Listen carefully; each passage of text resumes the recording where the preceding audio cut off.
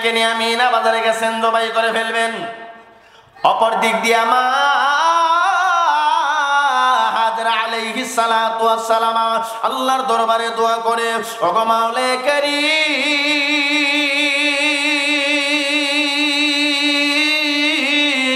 ও দয়াময় আল্লাহ, আমার স্বামী ইব্রাহিম নবী তুমি আল্লাহকে খুশি করবার জন্য আমার সন্তান ইসমাইলকে লইয়া মিনা বাজারে চলে গেছে। আমার সন্তান ইসমাইলকে জবাই করে ফেলবে। আল্লাহ গো, আমি মা হইয়া আমার সন্তান ইসমাইলের জন্য দোয়া করি, তুমি দয়া করে মেহেরবানি করে আমার সন্তান ইসমাইলকে আমার কোলে ফিরায়া দাও।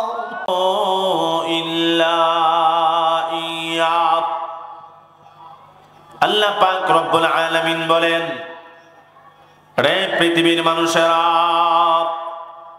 যদি দুনিয়াতে সফলতা চাও, পরকালে জাহান্নামের আগুন থেকে বাঁচতে চাও, আল্লাহর তৈরি জান্নাতের মালিক হইতে চাও, তাহলে ১ নাম্বার করণীয় হলো আল্লাহ ছাড়া আর কারো উপাসনা করা যাবে না।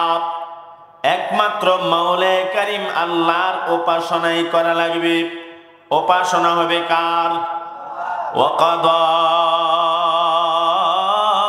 রাব্বুকা আল্লা তা'বুদু ইল্লা ইয়া। আল্লাহ পাক রব্বুল আলামিন বলেন, রে পৃথিবীর মানুষেরা, যদি জাহান্নামের আগুন থেকে বাঁচতে চাও, আমি আল্লাহর তৈরি জান্নাতের মালিক হইতে চাও, ১ নাম্বার আমি আল্লাহ ছাড়া আর কারো উপাসনা করা যাবে না।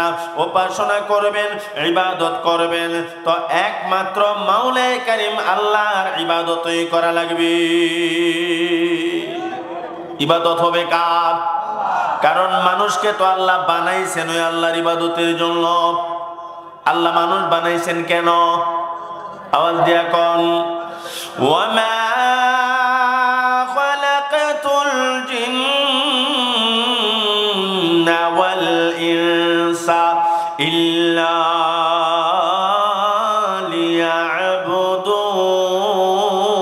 লিয়াবুদুন। আল্লাহ পাক রব্বুল আলামিন বলেন, মানব জাতি এবং জিন জাতিকে আমি আল্লাহ একমাত্র আমার ইবাদতের জন্য বানাইছি। সুবহানাল্লাহ কোন। এ যুবক ভাই, মুরব্বি বাবা, এ আমার পর্দার আলের মা, অন্তরের কান লাগাইয়া কথাগুলি শুনেন। আল্লাহ পাক বড় মায়া করে দয়া করে আপনি আমাকে বানাইছেন। আল্লাহ পাক আপনি আমাকে মহব্বত করে দুনিয়াতে পাঠাইছেন, কিন্তু কেন পাঠাইলেন? একমাত্র আল্লাহর ইবাদতের জন্য, আল্লাহর উপাসনার জন্য। মানুষ যদি আল্লাহর ইবাদত করে, মানুষেরই লাভ। যদি মানুষ আল্লাহর ইবাদত করে না, মানুষের লস। আল্লাহর লাভও নাই, লসও নাই। কথা ঠিক কিনা? আকামুল হাকিমিন আল্লাহ রাব্বুল আলামিন বলেন, বান্দা তোমরা যদি আমি আল্লাহর ইবাদতগার বান্দা হও, আমি আল্লাহর ইবাদত করো, বিনিময় হিসেবে আমি আল্লাহ তোমাদেরকে জান্নাত দান করব। সুবহানাল্লাহ কোন। আল্লাহর ইবাদত করলে জান্নাত দিবেন আল্লাহ ইবাদতের বিনিময়ে। কথা ঠিক? এটা তো আমার কথা নয়, স্বয়ং আল্লাহই বলেছেন, ইয়া আইয়াতুহান নাফসুল মুতমাইন্না ইরজিই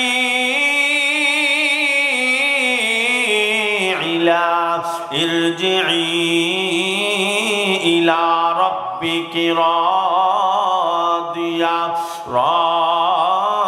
রাদিয়াতান মারদিয়া ফাদখুলি ফি ইবাদি ওয়াদখুলি জান্নাতি। সুবহানাল্লাহ কন্না। আমরা মাগরিবের নামাজ পড়ছি আমাদের বড় হুজুরের পিছনে।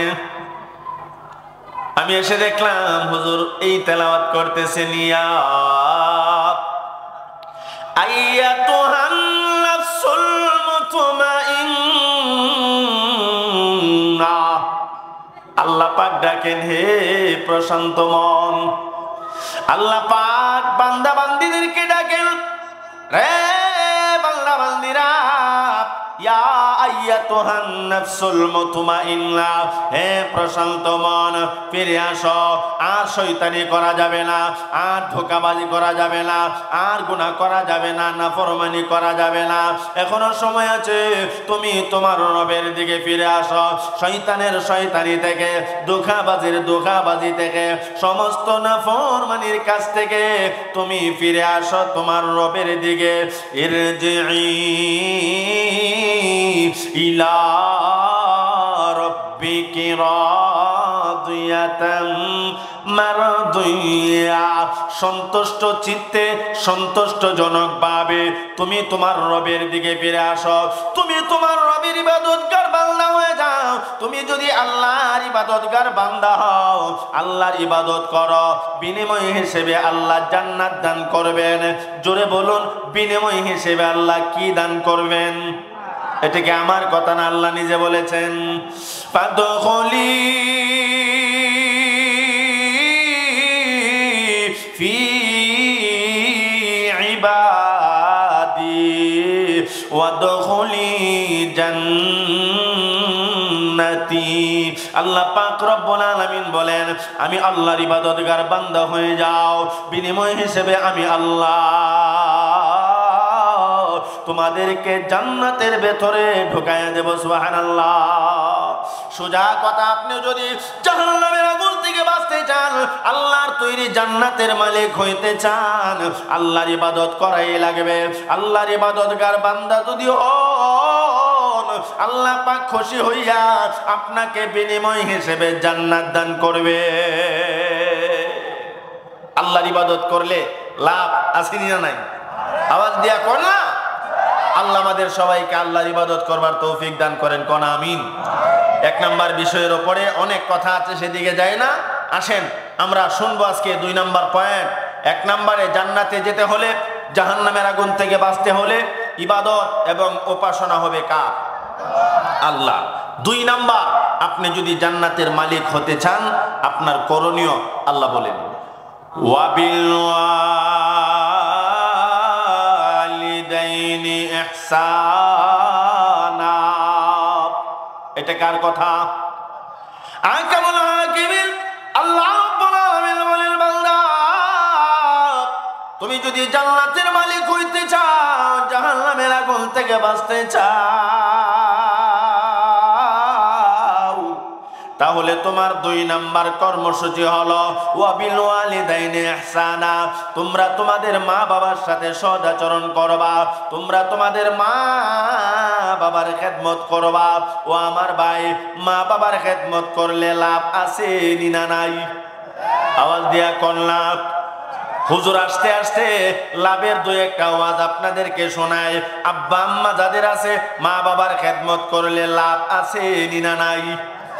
1 নম্বরে লাভ, আল্লাহর নবী সরকারি দু আলম নবী মুহাম্মদুর রাসূলুল্লাহ সাল্লাল্লাহু আলাইহি ওয়াসাল্লাম বলেন, উম্মত মা বাবার খেদমত যদি তুমি করো, আল্লাহ পাক তোমারে জান্নাতের মেহমান বানিয়ে দিবে। জান্নাতের মেহমান আমরা হতে চাইনি না, চাই না? আওয়াজ দিয়া কোন?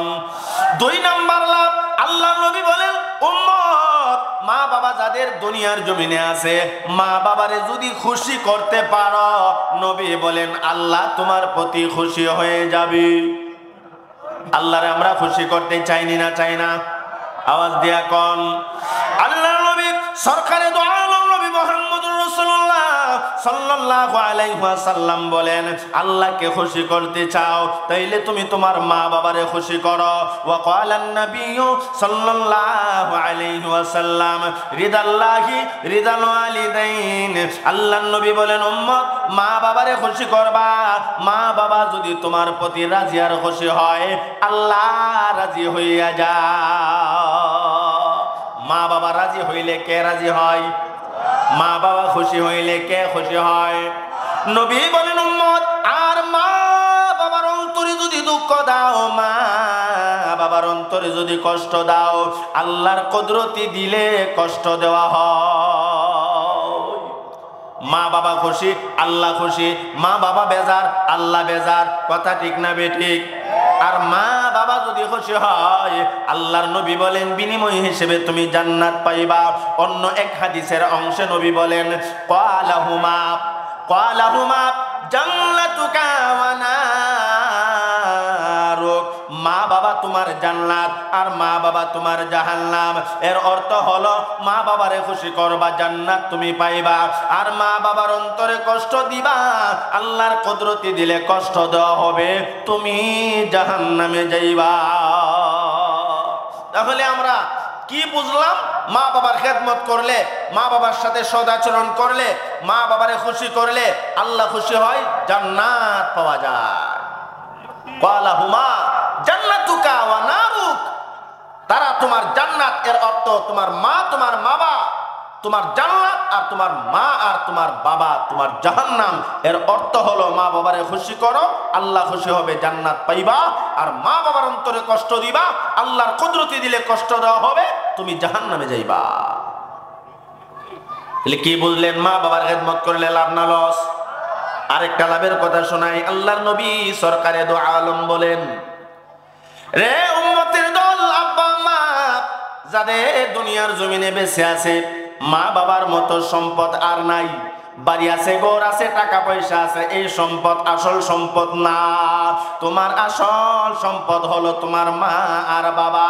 মা বাবা এমন জিনিস, সন্তান যদি আব্বা আম্মার চেহারার দিকে নেক নজরে তাকায়, নবী বলেন কবুল হজের সওয়াব পাইবা। সুবহানাল্লাহ বলবেন না?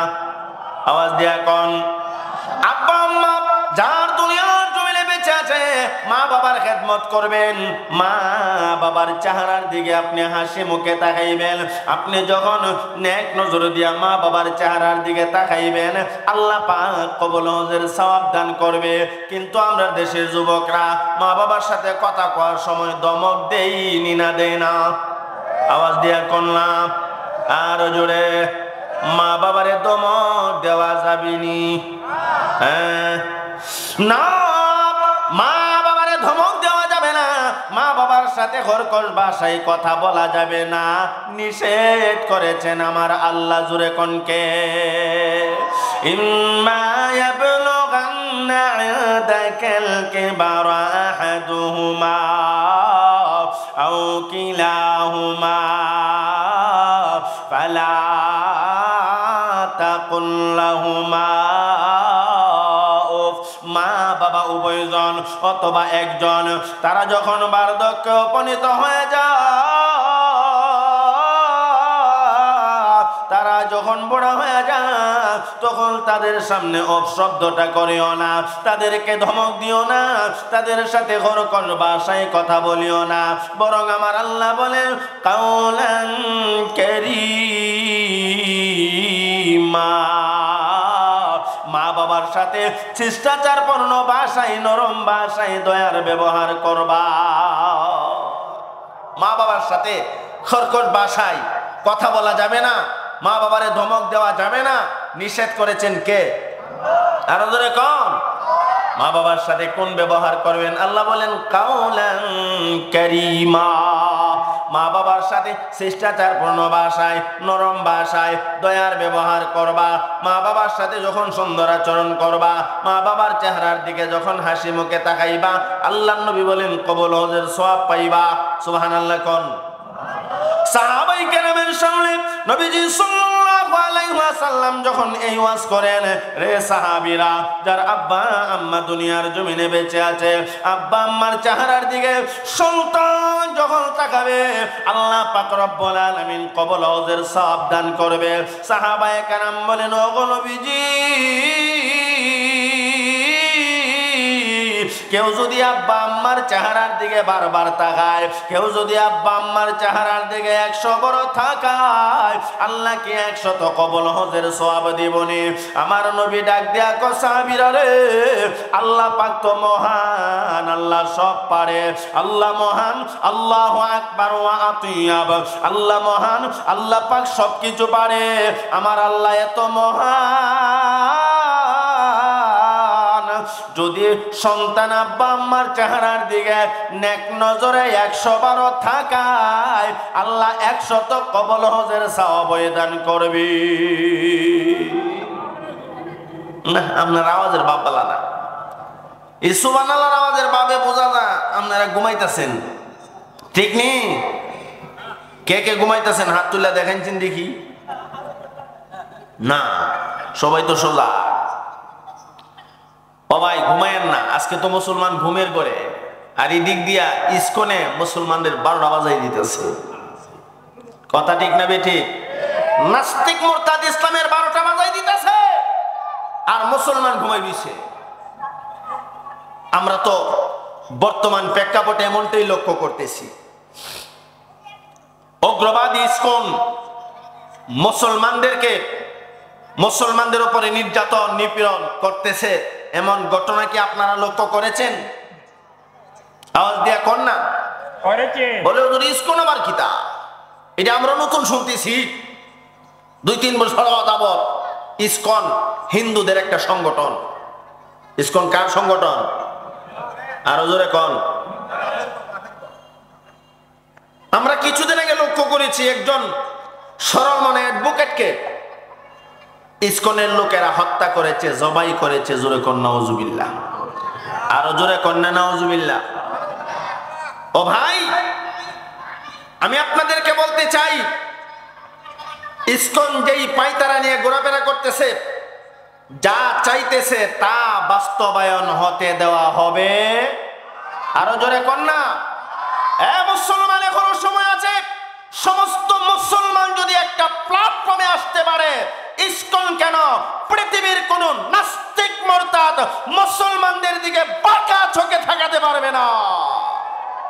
কিন্তু আজকে আমরা এক না, আমরা দলে দলে বিভক্ত হয়ে, আমি হুজুরে দেখতে পারি না, হুজুর আমারে দেখতে পারে না, আমরা দিয়ে উদাহরণ দিই। আপনারা দিলে তো আবার কবেন বলে আমরা আবার দল হইলাম কোন সময়? আপনারা খুব বালা। এক একজন এক এক দলের এক একজনকে দেখতে পারে না। মুসলমান পৃথক পৃথক হয়ে আছে। এখনো সময় আছে। মুসলমান যদি একটা প্ল্যাটফর্মে আসে, নাস্তিক মুরতাদরা থরথর করে কাঁপতে থাকবে। আর আমাদের এই বাংলাদেশে ইসকন কেন কোন নাস্তিকবাদী লালন করা সম্ভব হবে না। আপনাদেরকে মাহফিল থেকে সুস্পষ্ট ভাষায় জানাইতে চাই, এখনো সময় আছে। মুসলমান ঐক্যবদ্ধ হওয়া লাগবে। কথা ঠিক না বেঠিক? নাস্তিক আর মুরতাদেরা কিছুদিন পর পর যা মনে চায় তা বলে ফেলে। ইসকনের মতো অগ্রপন্থী জঙ্গিবাদীরা এতদিন পর্যন্ত আমাদের উলামায়ে কেরামকে জঙ্গিবাদী বলতো, বোমাবাজ বলতো। এখন আসল গুমর ফাঁস হইছে। আসল মূলতে ইসকন হলো জঙ্গিবাদ, নাকি উলামায়ে কেরাম জঙ্গিবাদ? আপনারা আপনাদের মোতায়েন হুজুরে কয়টা বেতন দেন? বোমা বানাইলে টিয়া লাগতো না? আপনাদের ইমাম সাহেব হুজুরে কয় টাকা দেন? বোমা বানাই তুলে তো লক্ষ লক্ষ টাকার প্রয়োজন। এতদিন পর্যন্ত যারা বলতো মাদারিসে কওমিয়া, কওমি মাদ্রাসাগুলি জঙ্গি প্রতিষ্ঠান, এরার জবান দিয়ে বের হয়েছে, আল্লাহ বের করে দিয়েছে না, মাদ্রাসাগুলি জঙ্গি প্রতিষ্ঠান না। আসলে মাদ্রাসাগুলি সুশিক্ষার প্রতিষ্ঠান। সন্তানকে সত্যিকার অর্থে সন্তান বানানোর ঘর হলো মাদ্রাসা। জোরে কোন কথা ঠিক না বেঠিক? সত্যিকার অর্থে মানব গড়ার যেই কারখানা, সেটা হলো মাদারিসে কওমিয়া। তাদের জবান দিয়ে আল্লাহ বের করে দিছে। মূলত জঙ্গি উলামায়ে কেরাম নয়, মুসলমান জঙ্গি নয়। মূলত জঙ্গি হলো ইসকন তথা কথিত নাস্তিক আর মুরতাদ বেঈমানেরা। কথা ঠিক না বেঠিক? ইসকন স্লোগান দিছে, আমরা গরু খাই না, আমরা প্রাণী হত্যা করি না, আমরা ইত্যাদি ইত্যাদি করি না। এখন দেখি এরা মানুষ জবাই করে। এমন ঘটনা আছে না নাই?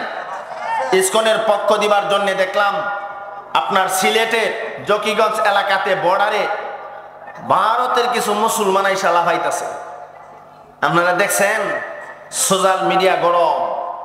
আমাদের বিজিবির ভাইয়েরা যথাসাধ্য চেষ্টা করতেছে তাদেরকে বাধা দেওয়ার জন্য, কিন্তু তারা লাঠি সুটি নিয়ে আমাদের সিলেটের জকিগঞ্জ বর্ডার এলাকায় তারা তাদের লাফালাফি দেখায় আর বাংলাদেশে ঢুকতে চায়।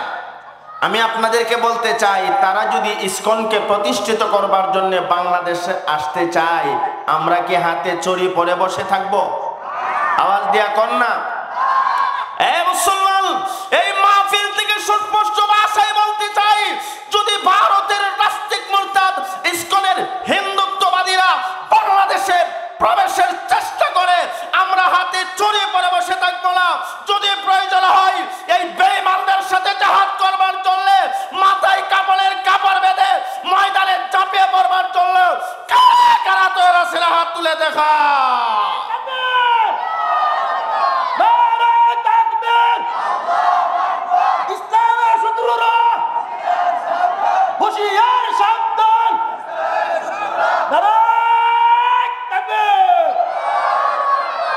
এ ভাই, এগুলি কি রাজনৈতিক ওয়াজ?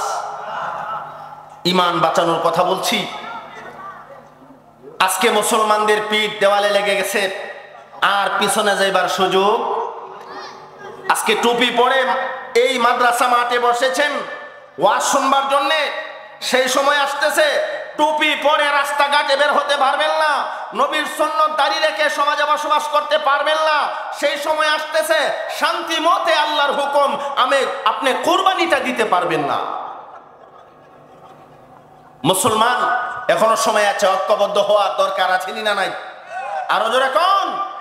আল্লাহ পাক আমাদের সবাইকে ঐক্যবদ্ধ হইবার তৌফিক দান করেন, কোন আমিন। কিছুদিন পর পর নাস্তিক মুরতাদের আবির্ভাব হয়। এরা কোন সময় কোরআনের আয়াতকে বিকৃতি করে কথা বলে, কোন সময় নবীজি সাল্লাল্লাহু আলাইহি সাল্লামের সুন্নতের উপরে কটূক্তি করে, কোন সময় এরা কোরআন এবং হাদিস নিয়ে অশ্লীল ভাষায় গালিগালাজ করে। আছেনি না নাই? আরো জোরে কোন। পর্দা নিয়ে উল্টাপাল্টা কয়, ও আমার ভাই হজ নিয়ে উল্টাপাল্টা কয়। হজ তো ফরজ করেছেন আল্লাহ, পর্দা তো ফরজ করেছেন আল্লাহ, তো বলবা তো আল্লাহরে গিয়া বলো। কিন্তু না, তারা বাংলাদেশের জমিনে বইয়া বইয়া লাফায়। আছেন না নাই? আরো জোরে কোন। আমার ভাই, আজকের এই মাহফিল থেকে আমরা ঐক্যবদ্ধ হতে চাই। যেই দল করি না কেন, আমাদের নাম একটা আছে, আমরা মুসলমান। আমাদের জাতির পিতা ইব্রাহিম আলাইহিস সালাতু ওয়াস সালাম, মিল্লাতা আবিকুম ইব্রাহিম, আমাদের জাতির পিতা ইব্রাহিম, আর আমরা হইলাম জাতি মুসলমান। ওয়াসাম্মা, ও আমার ভাই, আমরা তো আমাদের জাতি পিতা ইব্রাহিম আলাইহিস সালাতু ওয়াস সালাম, আর আমরা হলাম মুসলিম জাতি। ইব্রাহিম আলাইহিস সালাতু ওয়াস সালাম আমাদেরকে সবক শিখাইছে আল্লাহর জন্য, ইসলামের জন্য, ইসলামী হুকুমতের জন্য। আমি ইব্রাহিম নমরুদের সাথে আপোষ করি নাই। এ মুসলমান, বেঈমান নাস্তিক মুরতাদের সাথে আপোষ করা চলবে না। আমাদের জাতির পিতা আমাদেরকে সবক শিখাইছেন,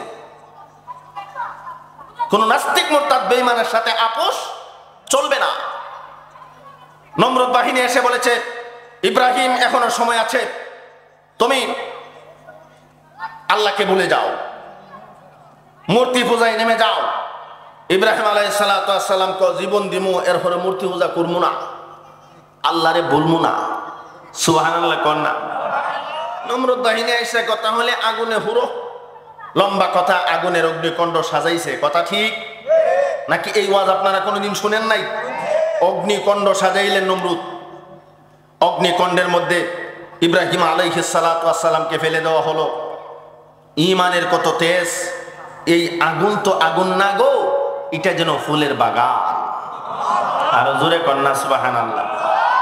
আল্লাহর ওলি ইব্রাহিম আলাইহিস সালাতু ওয়াস সালাম আমাদেরকে সবক শিক্ষা দিয়েছেন, এই মুসলিম জাতি, যদি প্রয়োজন হয় জীবন দিবা, আগুনে পড়বা, দুনিয়া থেকে বিদায় হয়ে যাইবা, একটা মুহূর্তের জন্য বেঈমানের সাথে আপোষ হবে না।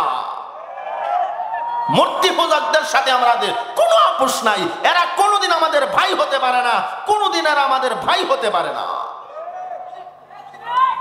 আল মুসলিম আখুল মুসলিম, একজন মুসলমান আর একজন মুসলমানের ভাই, হিন্দু মুসলমানের ভাই হতে পারে না।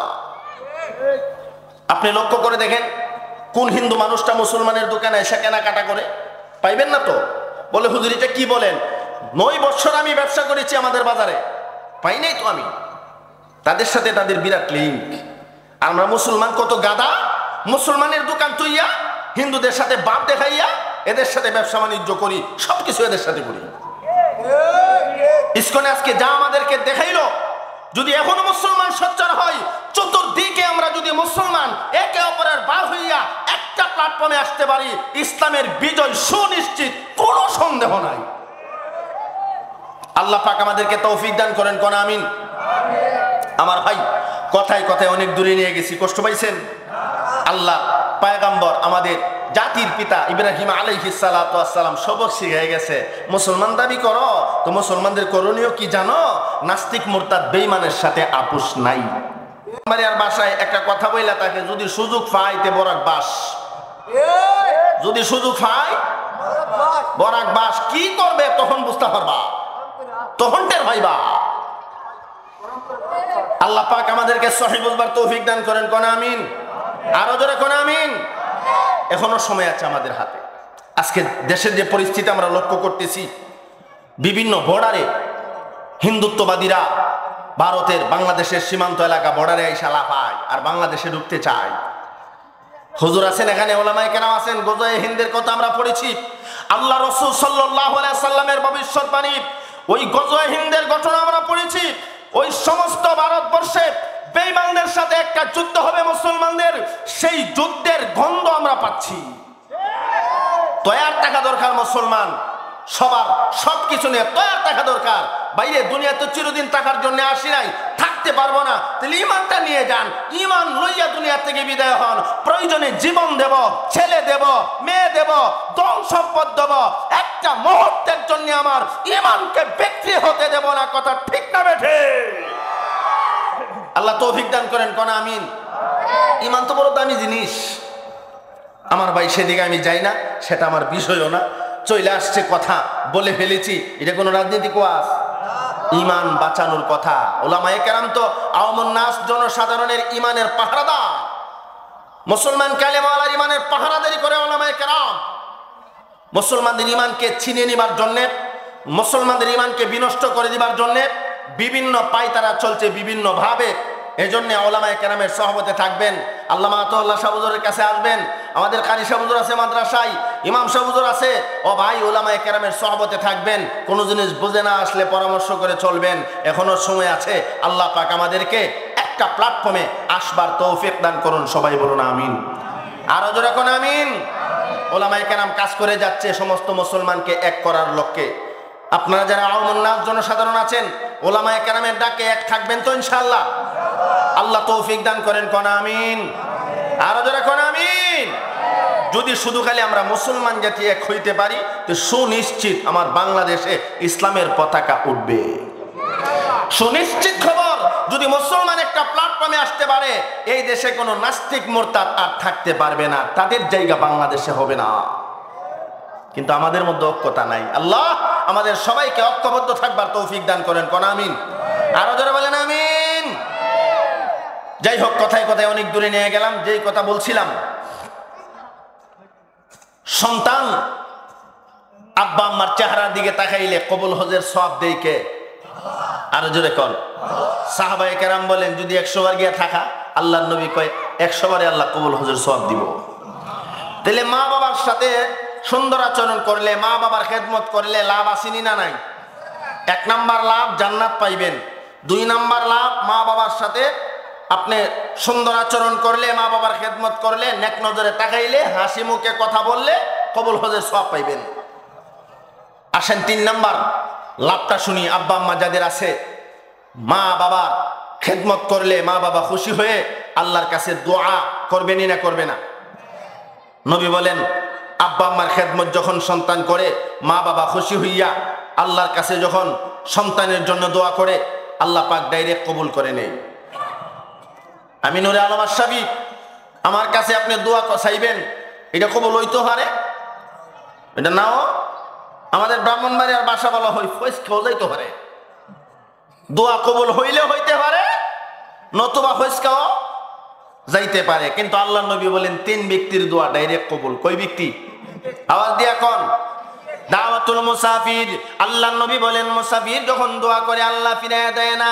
দাওয়াতুল মাজলুম, মাজলুম ব্যক্তি যখন দোয়া করে আল্লাহ ফিরাইয়া দেয় না। আল্লাহর নবী বলেন মার মা বাবা যদি সন্তানের জন্য দোয়া করে আমার আল্লাহ ফিরাইয়া দেয় না। আব্বা আম্মা সন্তানের জন্য দোয়া করতে দেরি হয়, আমার আল্লাহ কবুল করতে দেরি হয় না। মা বাবা দাদার আছে, আপনার তো কপাল বালা।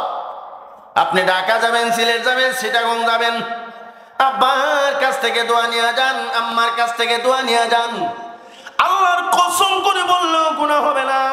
যদি রাস্তাঘাটে বিপদ থাইকা থাকে, আব্বা যে আপনার জন্য দোয়া করে দিছে, আম্মা যে আপনার জন্য দোয়া করে দিছে, মার দোয়া বাবার দোয়ার বরকতে আল্লাহ আপনাকে হেফাজত করে নিবে। মা বাবার দোয়ার দরকার আছে না নাই? আরো জোরে কোন না? আব্বা আম্মা যাদের আছে দোয়া নিবেন। মা বাবা তো এমন সম্পদ রে ভাই, আব্বা আম্মা দোয়া করলে ডাইরেক্ট কবুল হইয়া যা। সন্তান মৃত্যুর পথে যাত্রী, কিন্তু মৃত্যুর পথ থেকে আল্লাহ তাআলা বাঁচায়া দেয় মা বাবার দোয়ার বরকতে। সুবহানাল্লাহ বলবেন না? আল্লাহ পয়গম্বর ইব্রাহিম নবীর নাম শুনছেন? একজনও শুনছে না। একটু আগে না কইলাম আল্লাহর পয়গম্বর ইব্রাহিম নবী আল্লাহরে খুশি করবার জন্য আগুনে তো জাপ দিয়েছে, আরো যে কতটা করলো। আল্লাহর পয়গম্বর ইব্রাহিম নবী আল্লাহরে খুশি করবার জন্য সন্তানকে লইয়া মিনা বাজারে গেছে জবাই করে ফেলমু। কথা ঠিক নেই? কিন্তু সন্তানকে জবাই করতে পারছিনি? আওয়াজ দিয়ে কর না কেন? আসল মূল ঘটনা জানেন? ইতিহাস পড়ে দেখলাম আল্লাহর খলিল ইব্রাহিম নবী আল্লাহকে খুশি করবার জন্য মিনা বাজারে গেছে, সন্তানকে জবাই করবে। কিন্তু সন্তান তো জবাই হলো না, জান্নাতি দুম্বা জবাই হলো। কেন? ইতিহাস পড়ে দেখলাম ইসমাইল নবীর মা আল্লাহর কাছে দোয়া করছে, আল্লাহ তুমি না মার দোয়া ডাইরেক্ট কবুল করো না। সুবহানাল্লাহ বাদ দিয়া কইেন, এ মালিক তুমি না মার দোয়া ডাইরেক্ট কবুল করো। আমি মা ইসমাইলের মা হাজারা তোমার কুদরতি কদমে হাত রাইখা বলি আমার সন্তানকে তুমি ফিরিয়ে দাও। সুবহানাল্লাহ কন্যা। একদিকে বাবা ইব্রাহিম নবী সন্তান ইসমাইলকে নিয়ে মিনা বাজারে গেছেন জবাই করে ফেলবেন, অপর দিক দিয়ে মা হাজরা আলাইহিস সালাতু ওয়াস সালাম আল্লাহর দরবারে দোয়া করে, ওগো মাওলা কারীম, ও দয়াময় আল্লাহ, আমার স্বামী ইব্রাহিম নবী তুমি আল্লাহকে খুশি করবার জন্য আমার সন্তান ইসমাইলকে লইয়া মিনা বাজারে চলে গেছে, আমার সন্তান ইসমাইলকে জবাই করে ফেলবে।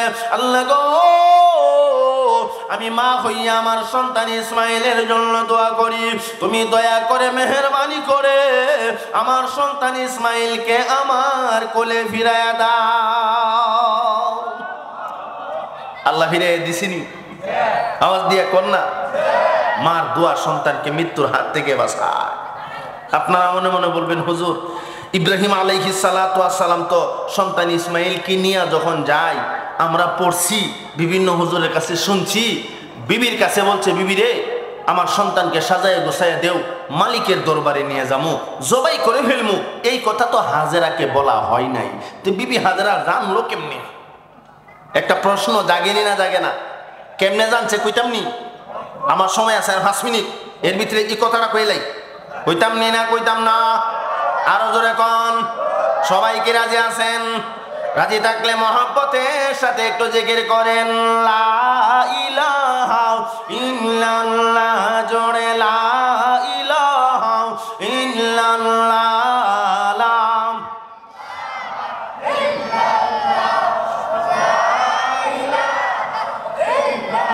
আওয়াজ সবল করতে হবে, এমন জোরে জিকির করেন যেন আওয়াজটা শুননা বাজানো যায়। পারবেন ইনশাআল্লাহ?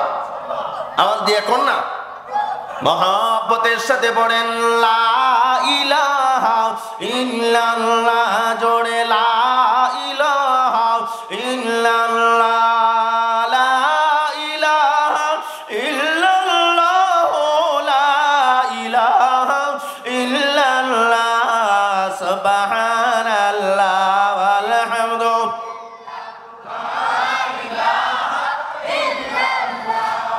সুবহানাল্লাহ আলহামদুলিল্লাহ লা ইলাহা ইল্লাল্লাহ লা ইলাহা ইল্লাল্লাহ লা ইলাহা ইল্লাল্লাহ সুবহানাল্লাহ আলহামদুলিল্লাহ জোরে লা ইলাহা ইল্লাল্লাহ। সংশোধন করে দিবেন আপনি, দুজনের ফেস লাগছে শুধরাই দিবেন, মিলাই দিবেন, কিন্তু না আরো ফেস লাগা। আমার ভাই কথা তো বলছে ভালো, কিন্তু মতলব খারাপ। কি মতলব? ইবলিসের কথা হইল বিবি হাজারা গিয়া যদি সন্তানরে বাঁচায় হালায় আর নিয়ে আসে, তে আল্লাহর পয়গম্বর ইব্রাহিম নবী জীবনে আল্লাহর পরীক্ষায় ফেল করছে না, যত পরীক্ষা দিছে, কিন্তু এটার মধ্যে গিয়ে ফেল করব। মতলব দেখছেন পুরানো পয়গম্বরের পরীক্ষায় ফেল করানো টার্গেট। জলদি যাও মিনা বাজারে গিয়ে তোমার সন্তানকে বাঁচাও। বিবি হাজারা বলেন, এটা কি বলো রে শয়তান, দুনিয়ার সব কথা আমি বিশ্বাস করলেও এই কথা বিশ্বাস করি না, কারণ পৃথিবীতে এমন কোনো বাবা নাই যেই বাবা নিজের সন্তানকে জবাই করতে পারে। আমার স্বামী ইব্রাহিম নবী তো সন্তান জবাই করবে প্রশ্নই আসে না, কারণ আমি হাজারা জানি আমার স্বামী আল্লাহর কাছে কত কান্দা যে কাঁদছে একটা সন্তানের লেগি। কাঁদছেনি না কাঁদছে না? ইতিহাসের কিতাবে পড়লাম, আল্লাহ কোরআনেও সরাসরি ঘটনা আসছে।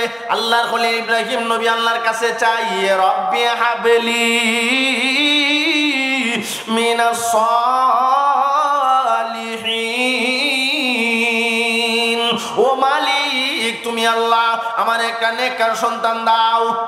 কার কাছে চাইছে? ও মাওলা কারীম আল্লাহ, আমি তোমার পয়গম্বর ইব্রাহিম তোমার কুদরতি কদমে হাত রাইখা বলি, আমারে তুমি একটা নেককার সন্তান দাও। আল্লাহর পয়গম্বর কান্দে। ইতিহাসের কিতাবে লেখে 80 থেকে 86 বছর, আবার কেউ কেউ লেখেন 90 বছরের বুড়া আল্লাহর পয়গম্বর ইব্রাহিম নবী আল্লাহর কাছে দোয়া করে, ও আল্লাহ তুমি আমারে নেককার সন্তান দাও। বয়স কত?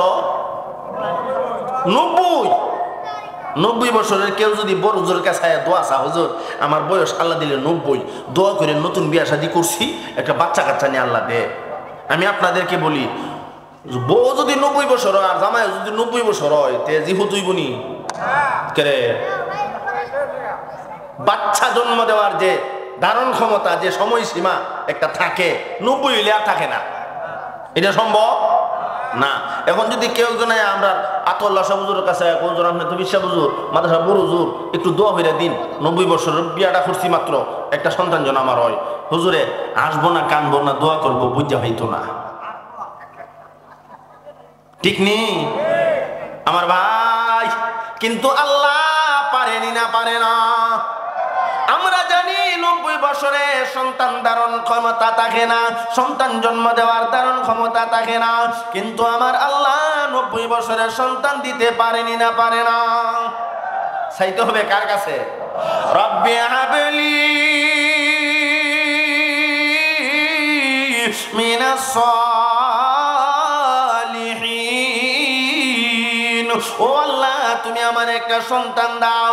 আল্লাহর কাছে চাইছে, আল্লাহ পাক ডাক মারছে, ফাবাশশারনাহু বিগুলামিন হালিম, ফাবাশশারনাহু বিগুলামিন হালিম।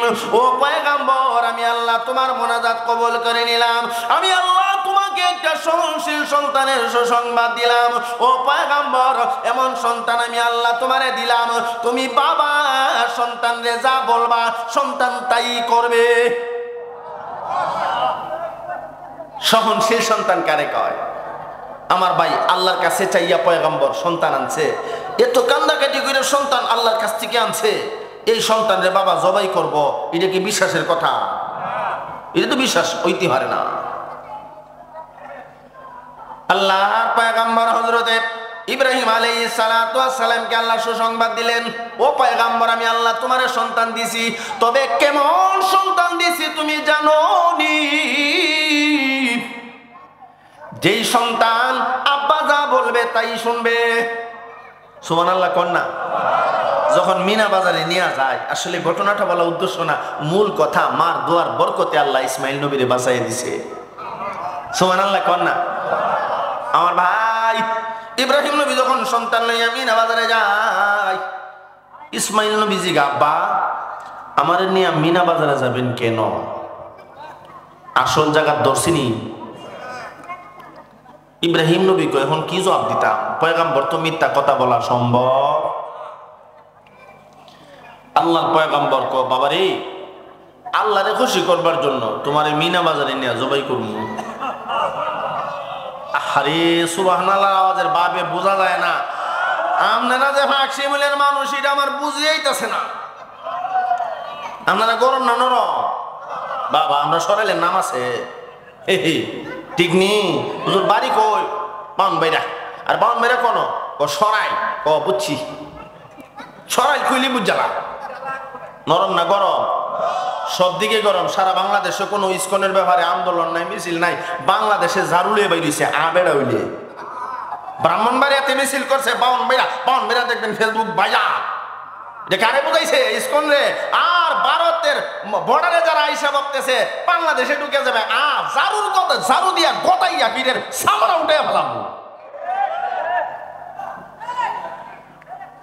আমার ভাই ইব্রাহিম আলাইহিস সালাতু ওয়াস সালাম সন্তানরে বইলা পালাইছে, আব্বা গো, ও বাবা তোমারে জবাই করবো মিনা বাজারে নিয়া আল্লাহরে খুশি করবার লেগে। আর জোরে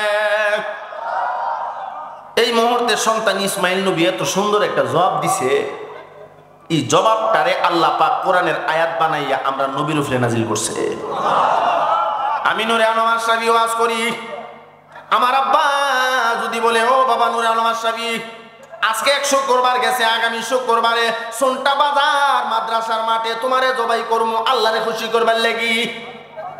আমি কম আগামী শুক্রবার মানে আরো 1 সপ্তাহ, ফাস্ট ফুড ভিসা ছাড়াই আমি বেগে যাবো।